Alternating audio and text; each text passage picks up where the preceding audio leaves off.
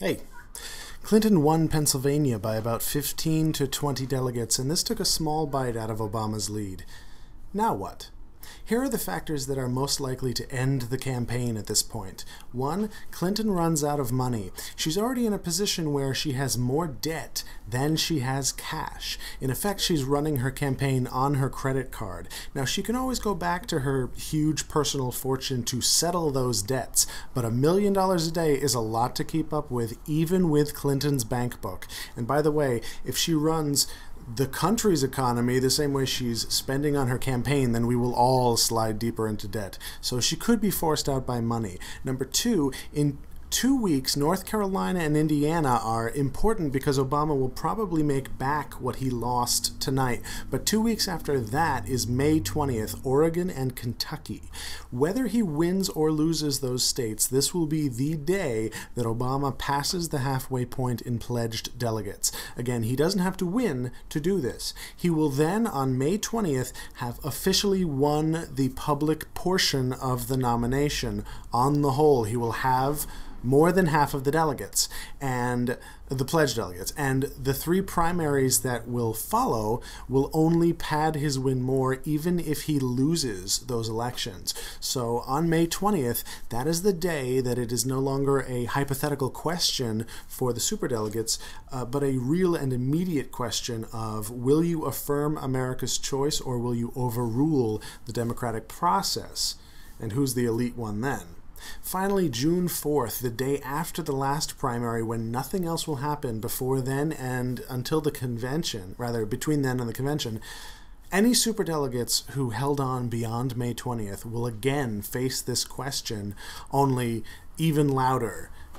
Why do you hate America so much that you think you're smarter than the rest of us and are going to overrule us? Now, if none of those milestones forces Hillary out, then it is all up to her, however far she wants to go. My money, personally, is actually on May 20th, when we get a real majority of pledged delegates for Obama, and this is going to happen. Campaigning after that is like playing rock, paper, scissors for 2 out of 3, and then losing the first 2. And then you say, you got to play a third time. Okay, we'll play a third time, but the winner of the game is not going to be you. All in all, Pennsylvania did what we thought it would.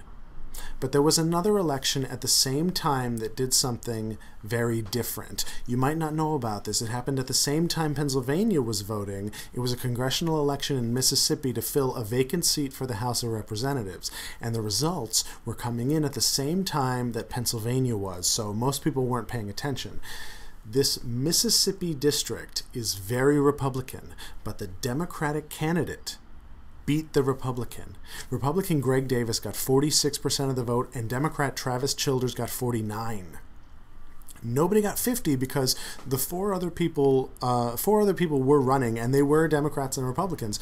In fact, if you add all the Democrats up, you get 51% to 49.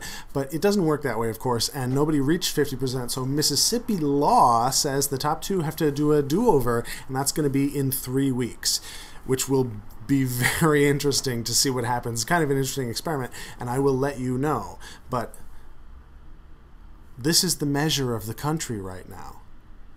This is the big news story today. A Mississippi district that's voted Republican for the last 7 elections in a row, a place that Republicans should own and win without breaking a sweat, gave more votes to the Democrats tonight. The country is changing. Are you going to vote and help it change? Because you can get started right now by rating this video. Good night.